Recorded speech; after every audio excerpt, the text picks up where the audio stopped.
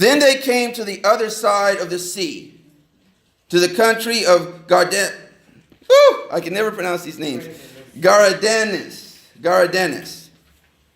And when he had come out of the boat, immediately there him met out of the tombs of a man with an unclean spirit, who had his dwelling among the tombs. And no one could bind him, not even with chains, because he had often been bound with shackles and chains, and the chains had been pulled apart by him, and the shackles broken in pieces. Neither could anyone tame him. 5. And always,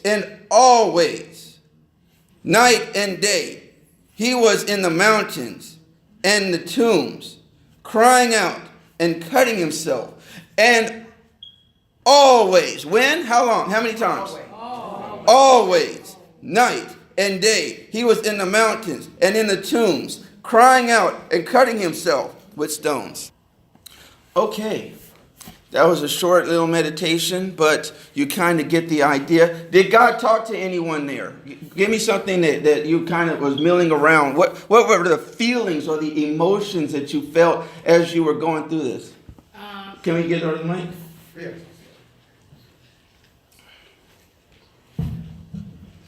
Thank you. It was this man who She'll keep it in the hills, and he had the devil in him. And people tried to bind him with chains, he just broke him in pieces, and he couldn't hold him. Couldn't control him. Couldn't control him. That's true. Anyone else? I was looking at it, speaking to me that when Jesus got there, immediately this spirit came to him. The spirit just got him. When Jesus had got out of the boat, and man with the impure spirit came directly to Jesus. Came directly to him.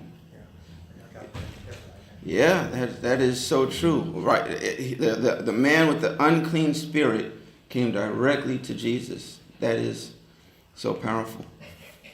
That's her the mic. You want to say something? Yeah, can you pass her the mic? She was gonna. Okay, what I got was that this man, he had an unclean spirit, number one. And then when he saw Jesus, but nobody could do anything for him. Mm-hmm. They couldn't tame him. But when he saw Jesus, he came and worshiped him. So he recognized who Jesus was. Right. Can you pass it to her? That's the same thing I was going to say. That's what Deacon Harris said. That the man's spirit recognized God's spirit, even though he was demon possessed. Or else he wouldn't have ran to him. Immediately. That's what I'm reading out in NLT. Mm-hmm. And said that he ran to him. And he ran to him for help. That's what I got out of it. He ran for help. Because nobody else could help him. And that's the way we are today. We need to let our spirit run to the Lord. Jesus, help me. Serious. Oh, we have someone up top. Yes. I was going to say that in verse 5, where it said he was in the mountains and in the tombs crying and cutting himself with stones, I think that was a sign of him trying to have some type of interaction with Jesus, because he's crying, and then I feel like, okay, like with him cutting himself, I'm looking at it as in like, I'm cutting myself so I can get this demon out of me, sort of in a way, and that's why he's in the, going to the tombs and he's crying, because he's trying to reach out to God, like I don't. Yeah, he's trying to find him. Yeah, But he's trying to get something. All right, very good. All of which is correct. All of which I will cover. Maybe most of which. Maybe some of which, because this is, like I said, I preached 5 for how long? About a month and a half, huh? I was in 5 for like ever, because it's just you can't really seem to get out of 5 once you get in. But let's go back a week. We started at step 1. We admitted we were powerless over our problems, and that our lives have become unmanageable. What we said here is that we all have an area of blindness, right? An area which the Satan knows he can strike you and you won't see it coming.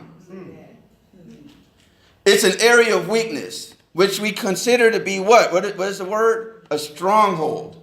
A stronghold. Now, what is a stronghold? A stronghold, let's talk about war, right? Because this Bible is all about war. And you believe it or not, the Bible is a what? Double-edged sword. If you were to put it in today's terms, you would call it, because a double-edged sword was a huge sword. So you would call it today, you would call it a shotgun or an AR-57. This thing ain't nothing to play with.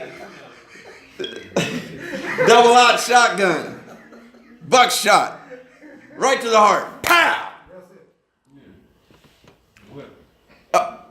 If you were to set up a stronghold in someone else's, so I'm going to attack your city. So I'm going to send people, and they're going to set up a what? Stronghold or a strong position in that city. So when I attack, the people that have set up the stronghold, you're being attacked from the outside, and you're being attacked from what? The inside. And so you've got to attack them, and you've got to attack me. So the stronghold is a position that Satan has set up in where? Your soul. So that when he attacks, the enemy already has a position of strength in that area. So when you're being attacked, and you don't know where is it coming from. Why does it seem like every single time this thing keeps getting me? It's because in that area you are powerless within yourself. Because Satan, knowing that that's your weakness, has set up a what? So when people talk about strongholds, I really don't think they really understand what they're talking about. Because they talk about all types of stuff as being strongholds. No. Gambling is not a stronghold for me. I can take it or I can leave it. I can roll the dice or I cannot. I mean, it may be a stronghold for some people, but for me, it is what? Not. So when we talk about strongholds in general, I can't talk about strongholds in general. Because you, me, everyone has a separate what? Stronghold.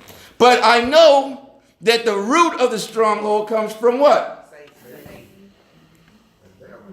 So I can't say, oh, we all have a problem. Even if you were to put 20 addicts in this room and they all do crack cocaine, each one has a different stronghold which led them to the crack cocaine. Yeah.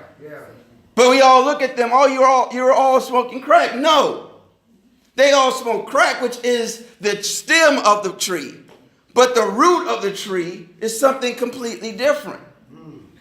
Because that's where Satan has what?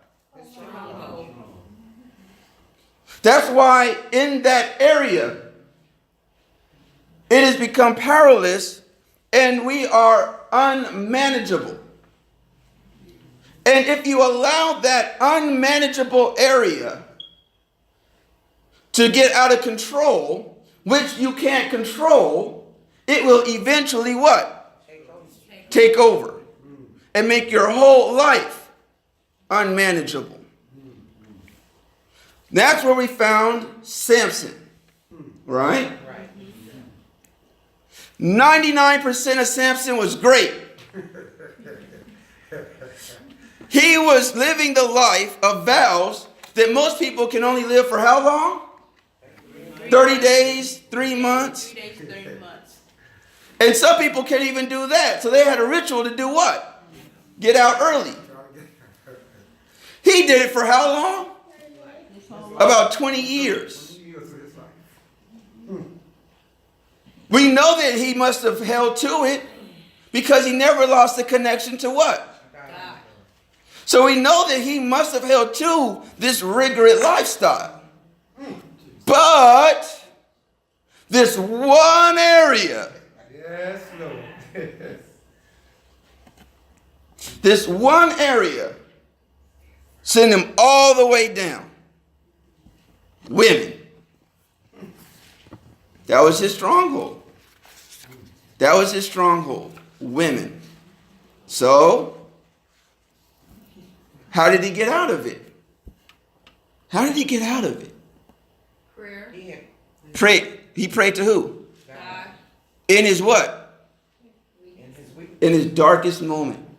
His eyes gouged out. He's performing like a circus clown. Now this is one of the elders of this community, able to lift up a whole gate, pillars and all, and carry it to a mountaintop and drop it back down on the city, laughing. Now he's blind, performing circus tricks for his enemies while they laugh and throw things at him. His darkest point. What does he have left then? Jesus, God. Nothing but his faith. Nothing but faith. You could say Jesus, because Jesus was with God from the beginning. But they would say Yahweh, God, Creator, Jehovah. So he cries out to him. And God reconnects. Even in his moment of true weakness, he finds a connection with who? God. Because God never left. Never. God didn't move. Who moved? Samson. Samson. So he had to move himself back into what? Position. Because he had allowed himself to be moved out of position. So now he has to allow himself to be moved back into position. But how do you do that? He prayed. He said, God, I'm wrong. I'm wrong. I'm messed up. I'm wrong. I'm messed up. And God said, okay. He said, grant me this one last thing. God said, okay. Put him back in the trajectory towards God. What do I mean by trajectory? We're all moving towards God. But we can allow ourselves to get off path. So while we're moving towards God, it's all good. Bad things happen to me. I get sick. But I'm still what? Moving toward God. Somebody dies in my family. It's all good because why? Moving toward God. I let some prostitute cut my hair. Moving toward God. I'm moving away from God, see? So now I got to reestablish what? Connection with God. To get back on the... But Pastor, you said something that I think a lot of us need to know, that you said that what he did, first thing he did, he repented. You have to repent when we do wrong. Yeah. He repented. God, I messed up. And I think that's the first thing I hear. Even in the meeting, I mean, I never been to, well, I've been there, when they said, I am an alcoholic. And they are saying what their issue, what their problem was. And he admitted that, hey, I messed up. Right. And he didn't blame Delilah. He said, I messed up. I messed up. Right. God, give me this one last thing. I know it's a lot of people that I've dealt with in my life, whether it be family or just other people. It just seems like even myself at a point, just in denial. Just like don't really see it. It's like it's all sorts of excuses for everything. Like I have some people I work with and everybody else see the problem, but they think everybody else is the problem. I'm like, he got the same problem happen. And it's just denial. And I don't even want to say anything because you say something, it's going to be an argument. And I don't want to argue. I just don't. I'm sorry. I know some people, they're okay with confrontation with people. I just feel like if it's not worth it, then why frustrate myself, So I just, if they want to be in the dark, I have a girlfriend that me and her was just like best buddies. And she just did a lot of stuff, and it's so heartbreaking because her stronghold was men, is men. And, you know, it's just, I look and I'm like, damn, I wish I could just let you know your worth. You're so beautiful. You're such, like, you're so valuable. I mean, she got it going on, really. You know, great cook, just a beautiful person, just. But she got weak.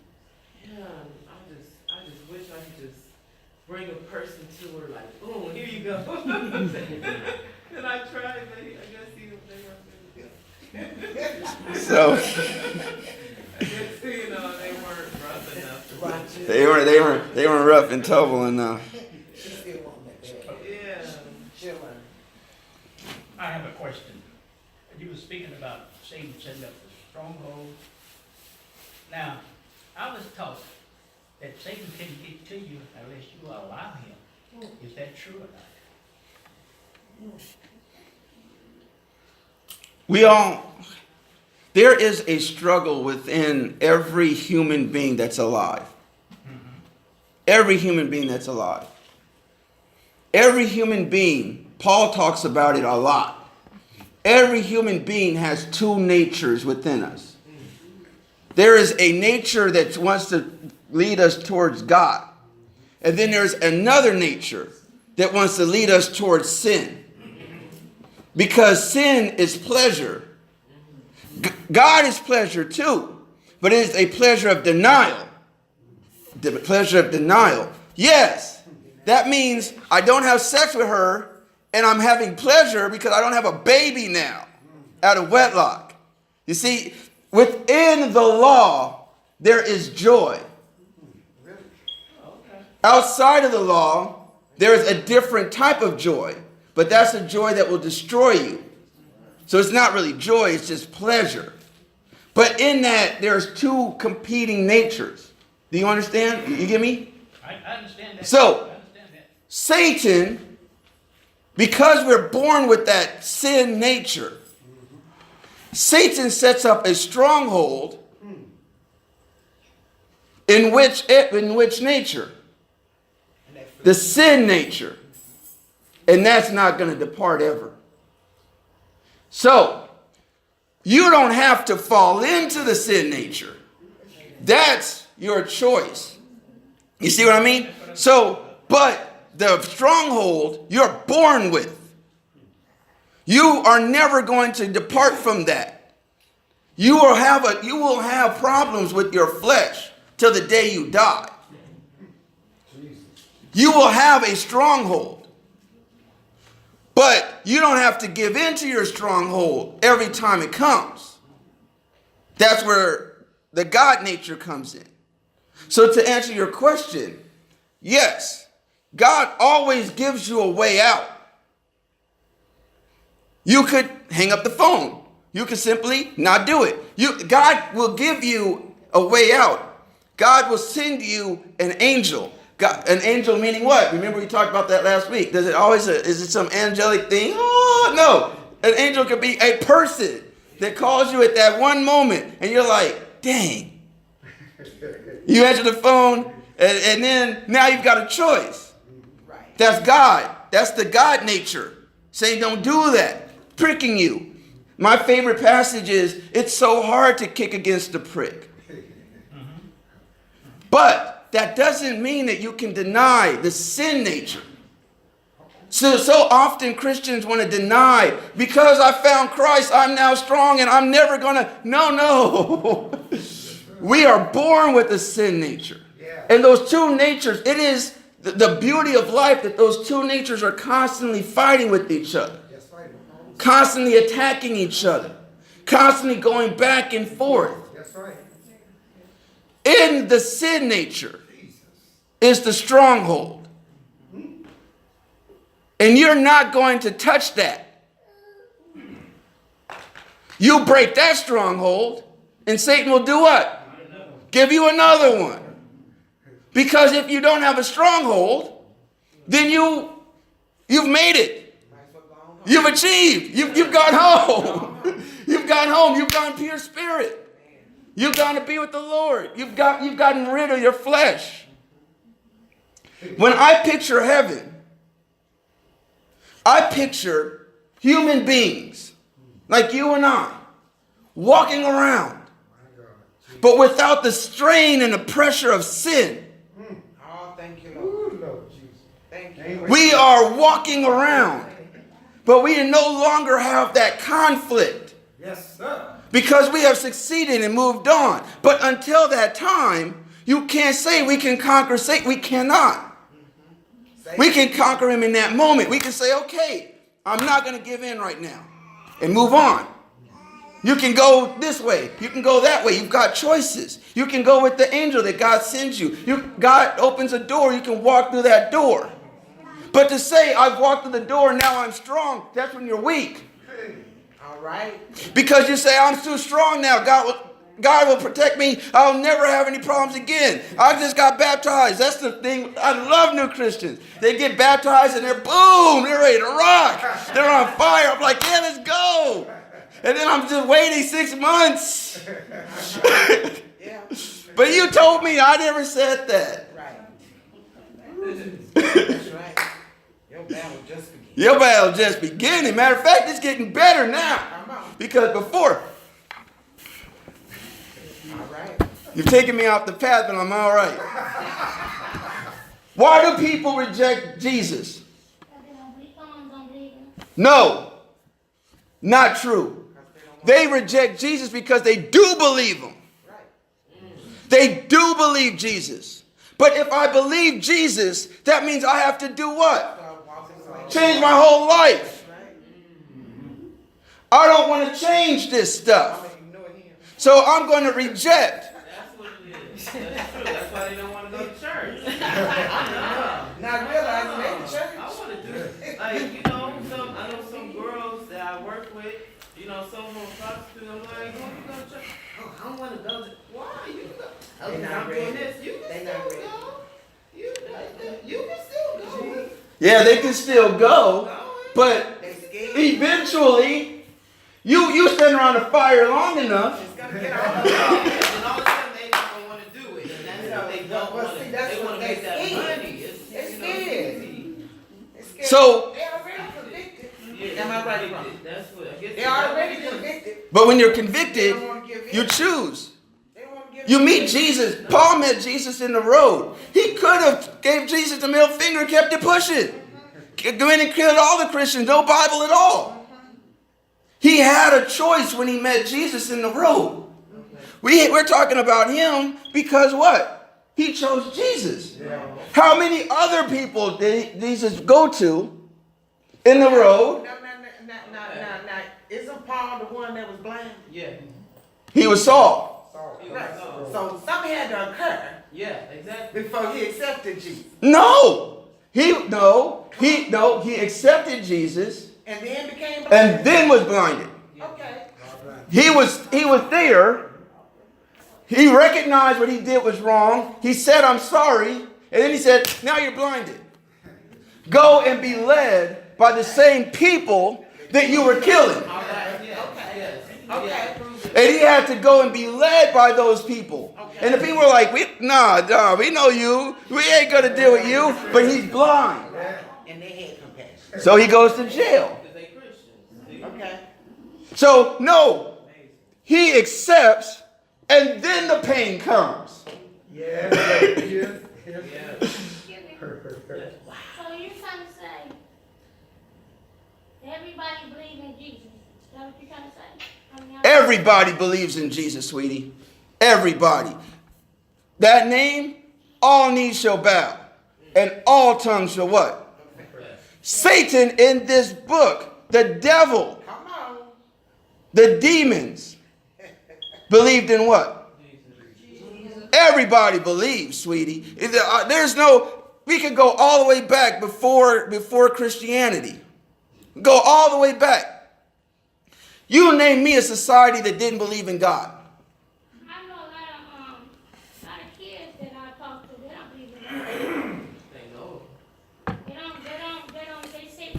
me they don't believe in God because they don't understand why God makes stuff happen. That's the reason they don't believe in it. But they know of him. Because I had asked God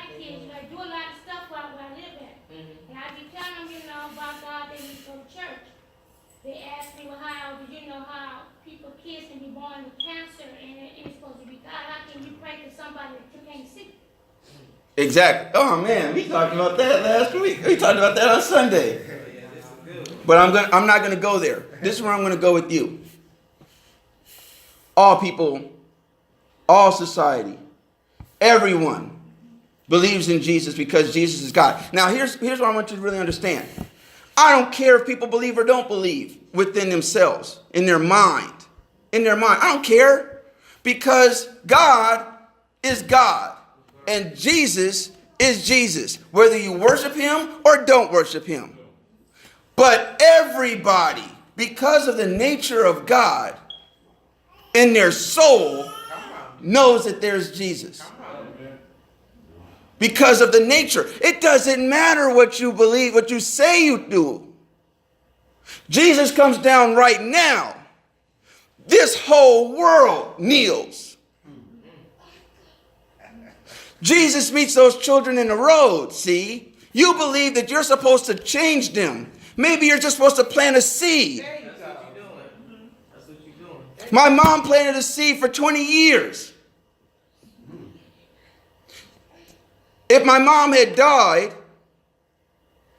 at near 19, she would have never seen that seed grow into a tree.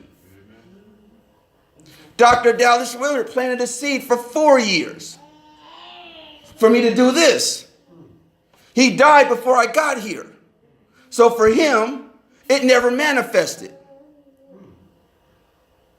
But the God in you touches the God in me. But I reject because I'm not ready yet. But you have done what? Planted the seed. But you failed. No, you can't fail. I did fail. You didn't fail. Because I can't, how I'm gonna put this, I can't bring I tried, but I just can't bring the kids to God. So I failed, right? I can't bring people to God, sweetie. Say it. Nobody in this room can bring someone to God. All you do is lift up Jesus. Yeah, you doing Yes, Lord. Who saves? Jesus. Jesus. Do you save? Yes, sir. No. Do I save? No, sir. Does your pastor save? No. By the holy name of Whitfield, no. See, it sounds ridiculous, right? Yes, sir. You don't bring people to Jesus.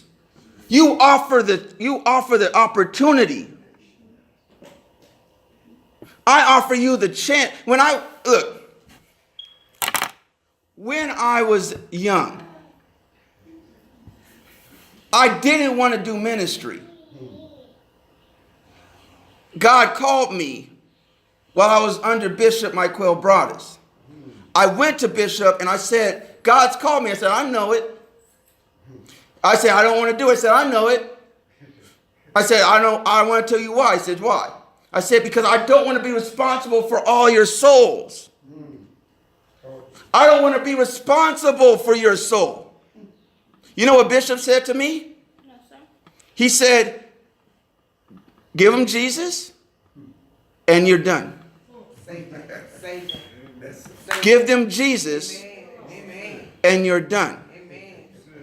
All you can do is offer.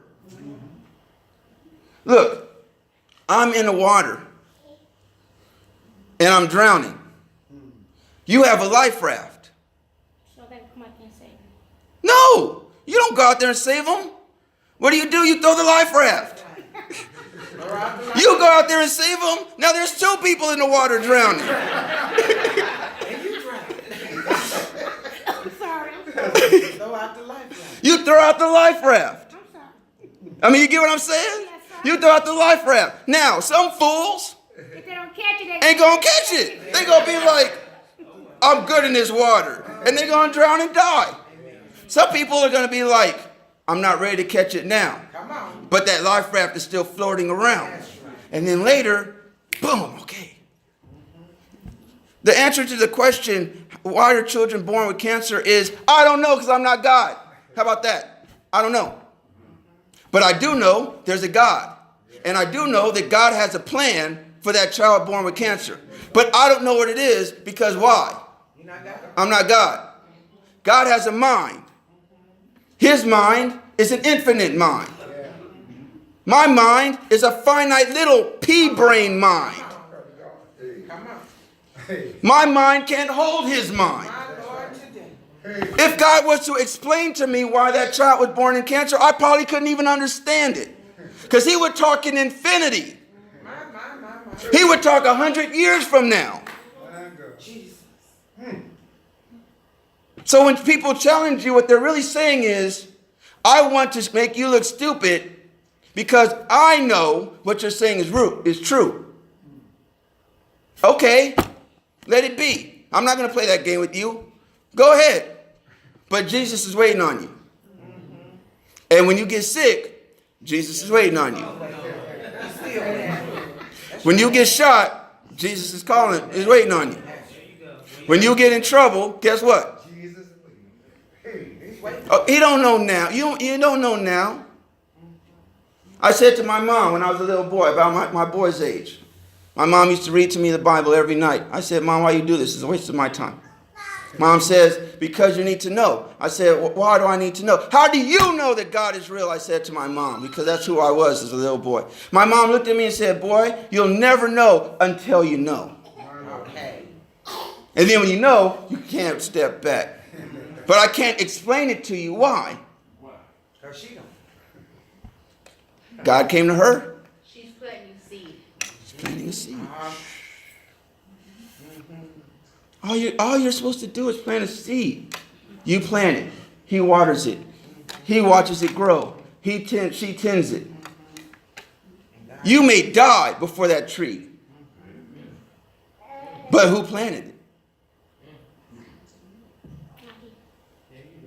But you think you're supposed to save. That's a trick of That's a trick of the devil. But you can't save. I can't save. Nobody save. I don't save. I don't save. I'm trying to say, I'm just trying to say that. How am I put this? The kids, well, they do all kind of stuff. You know, I see them with my own two eyes. You know that they do stuff that I try to tell them. You know how they, about God. Then they jump around and tell me something different. And I know I can't save them. I have to do is try to for them to come to church. For they can know the Lord. They have not been baptized. Mm-hmm. I understand that you have to be baptized sometimes. I just want the kids to know where they're going when they leave this world.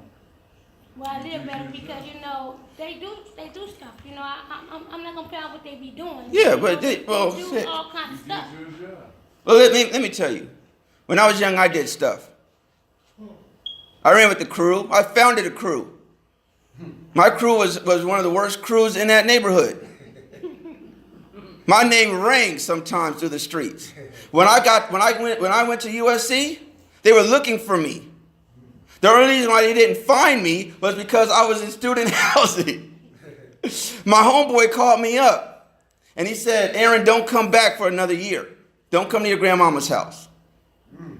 I didn't. I couldn't go back to my mama's house for a year. If people had saw me then, they would go, that's a lost soul. But people did what? They planted seeds. Come on to church, come on to church, come on to church, come on to church. No. I'm busy.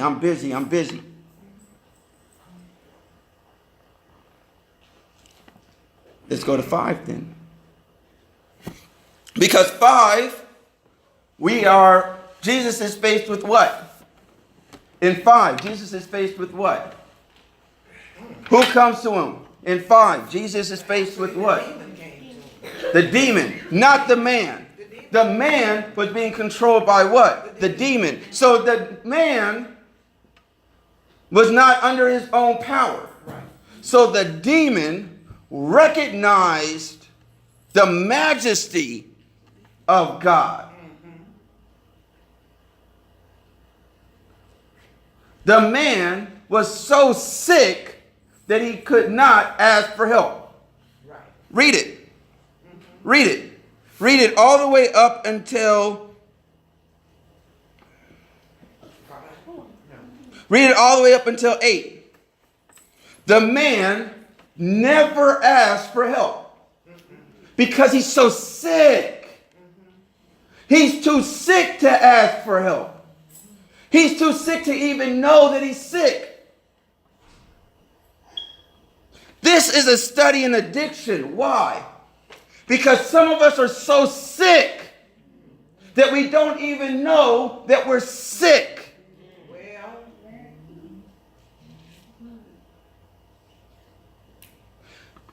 When Jesus meets this man, he is completely given over to what? The demon. What you said is true, but it's also not true. When you said that he was cutting himself to try and free himself, I never thought of it that way, but that's so true. But it's also a destruction of himself. It is showing how completely lost this man is. That he would wander the tombs. What is a tomb? It's a grave. The man is alive, but he's what? dead. The man is alive, but he's dead. And he's so dead that he can't be around. So he got to be by himself. And what is he doing by himself? Hurting himself. Screaming. He's calling for help. Nah, I don't know. That's hard to say. Because the people came to help him. But he didn't take the help. Sound familiar? So is he calling for help? Or is he just crazy? Maybe both. It's hard to say. But he's so sick. He sees Jesus. And he goes over to him. Jesus casts it out. Jesus casts him out that moment. See, one thing I want you to really understand is there's a misconception about Jesus. That Jesus only helps those that what? Helps himself. You got to do something to be saved. Call on his name. No. Did he? No. No, he didn't. Did he? No, he didn't. Read it from 1 to 8. Did he? What did he? What did he? What? He ran to him, He just ran to him, but he was so sick. but he recognized. Did he? No. You don't think He was controlled by what? the demon? So who recognized it? Satan did. Satan. Because Satan recognizes God. He knows God. That's He correct. probably knows him better than us. Amen. He hang out with them up in heaven before we were even created. The demon recognized. Have you ever wondered why some people cause you so much hell? You ever wondered that? Like, I ain't never done nothing to you. I ain't never done nothing. Why you attacking me? I ain't never done nothing to you. You ever wonder why some people cause you so much hell? They just don't like you for nothing. They just meet They you, recognize just the automatically spirit. just hate you. Like, what's wrong with you? I get it all the time. Spirit. It's because the demonic spirit in them recognizes what? The God in me, and we instantaneously what? Clash. I can't put my finger on it, but I dislike this man. Have you ever met someone? They seem cool, but their spirit just... I got to get away from this guy. I gotta move. I can't even stand next to him. Every word that comes out of his mouth is like scratching against my ear. I don't know why. Right. I had an atheist at my job. I didn't know he was atheist at first. And then somebody told me, because it was just some things he just kept doing. Just kept doing. And I worked at juvenile hall at the time, and we had a Thanksgiving program, so we had Catholics come in there and pray with the kids and stuff, and then he would just get them out of here. I'm like, what's wrong? Why? They prayed over. He angry with the prayer, and then when the Christmas time came, they came to do the same thing. Now, mind you, all other programs would come, it's no problem. But I'm starting to notice, like, when it comes with the religion, and mind you, they had authorization with directors, everybody. So I'm like, I'm starting to notice, and then something happened, and he just nutted up on me on Christmas. I don't believe it. I was like, it just can't, it come, and he couldn't, Aaron knew he hated my guts. Everybody else he would treat so sweet, but when I come around, he just couldn't couldn't stand me. But I ended up getting promoted out of there. God be the glory, but the Lord moved me. That's right. That's right. He was. Before you do something crazy. Yeah, no, I just ignored him like he was a furniture. That's all. But you see what I'm saying, though? Amen.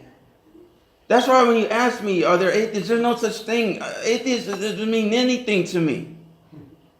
You're just fooling yourself. Because at the name of Jesus, every knee shall what? Wow. Either he is God or he's not. Either he's the God of everybody or he's the God of what? Nobody. So whether you believe or not, whether you choose to believe in your heart, everyone is moving towards God. We will all see him in the end. Amen. Amen. Glory to God. So this man was in the tombs, cutting himself, crying out, bless you. But at the same time, he sees Jesus. And the man and the demon go over to him. Because Jesus is what? God. And Jesus casts him out. Get on. The story doesn't end there. That's where we want the story to end, right? Right? We want the story to end right there, right? I want it to end right there. I want Jesus to cast out my demon and then move on.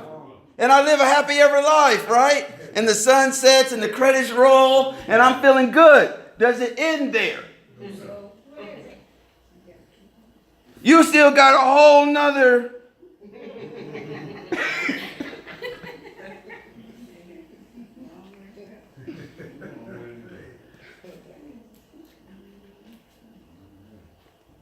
God puts this man to work. Yeah, that's right.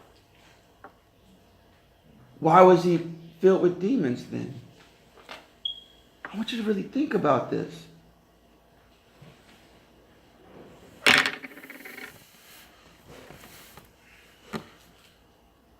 I told you, God doesn't look at now. He looks at what? The infinite. I don't know why he was filled with demons. But I know that 2,000 years later, this man serves as a lesson. How many people did this man save with his story? How many people did this man deliver with his story?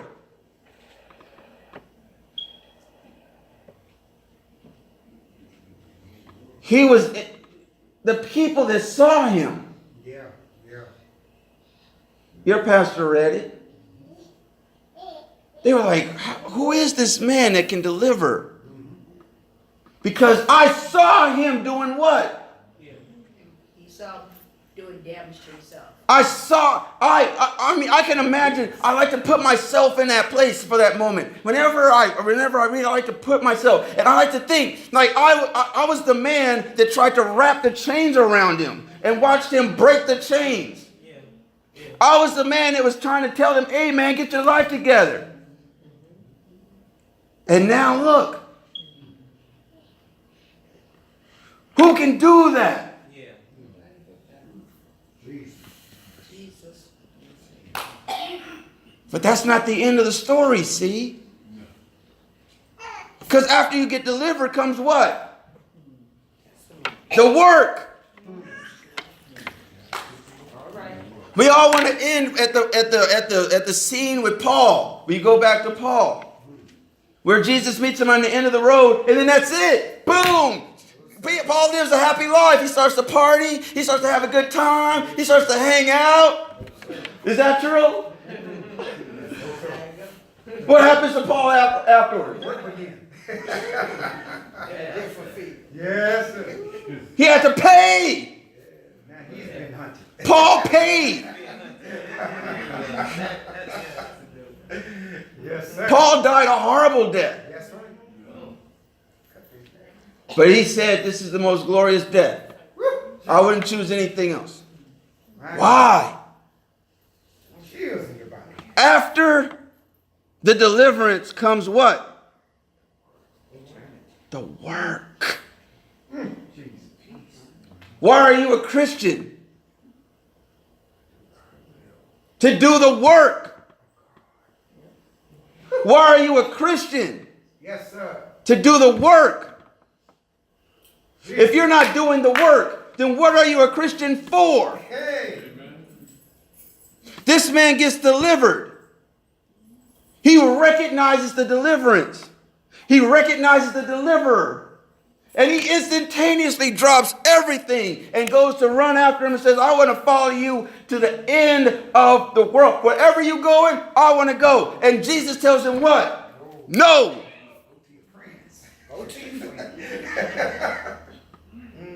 Go home to those same people that bound you in chains.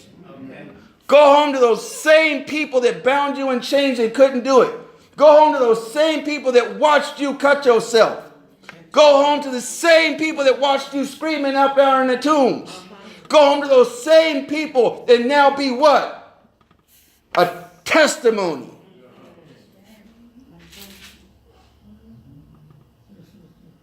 Imagine how strong the faith of that community must have been, being reminded every day of his testimony.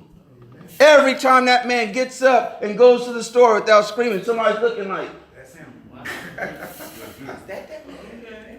That's the word. every time that man gets up and does anything, goes to the synagogue, just putting on his pants, people are like, and then somebody new comes from the community. He don't know anybody. And he goes, why are y'all staring at him? Now they got to tell. Oh, this man here. That's how they spread the gospel. Exactly. They spread the gospel. You know, that word used to. That's powerful. He used to. I used to. Praise God. I used to know. Yeah. There's so many people, man, that are waiting on us to be a living testimony. Yes, sir. I'm not talking about the words, man. Action. I'm talking about the work.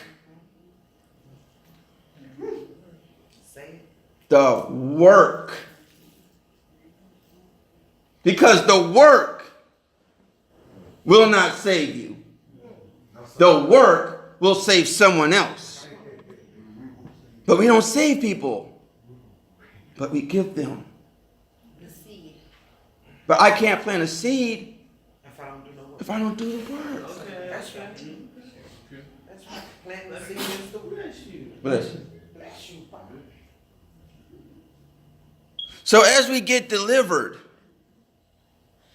our deliverance can come And then everyone remembers. Even to this day, there's people that remember me before. And they go, Yeah, that's him. one guy, he comes over to me and he goes, "You a pastor now?" I said, "Yeah." He was like, "You were the man." I'm a pastor now. Come on to church. Oh, I don't do that. You didn't do that either once upon a time. That's why you need to come now. I just do it then. But if I had become a pastor and not changed my life, then why would he come over to me? He wouldn't say nothing. He'd be like, "Oh, that's the same guy. Now he's just a pastor."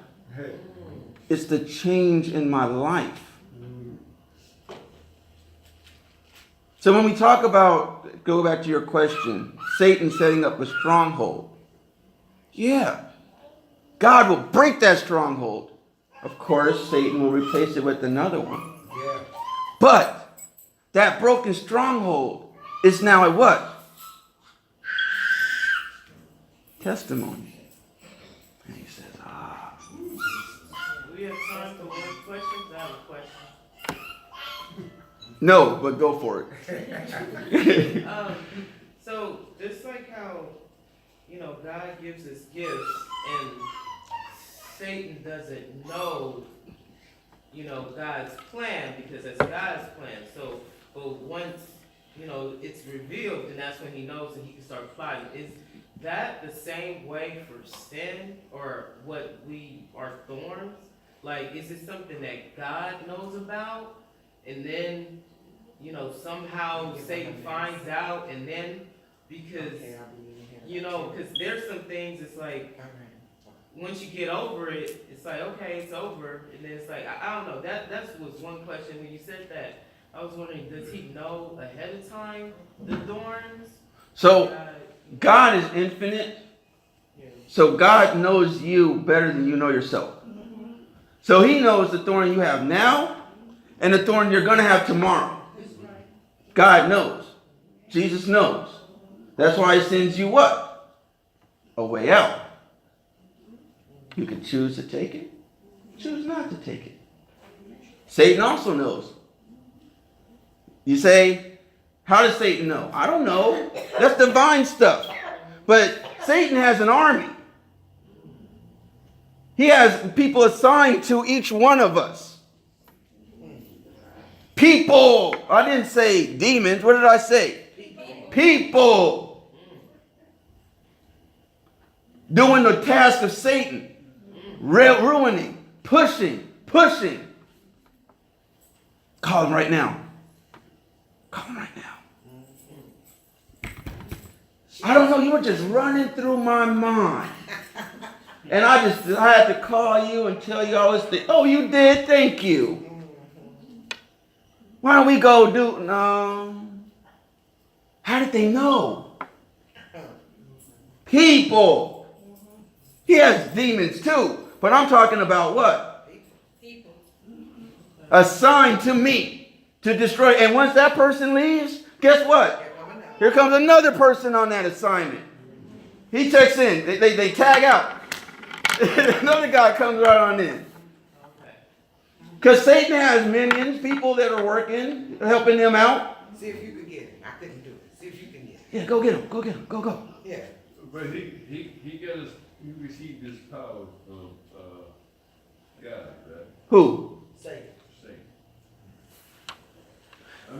Satan don't have no power. No. Take that back. Satan does.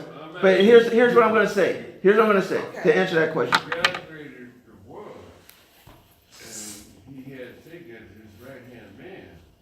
His right-hand man? No.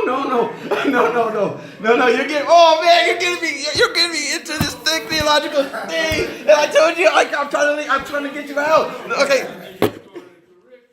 Okay, look.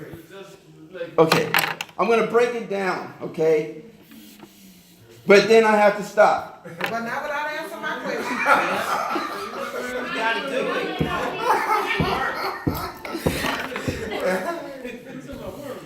Satan, Satan, Yeah. and God. God has no nemesis. God has no nemesis. We always like to think of black and white and that no, God has no nemesis.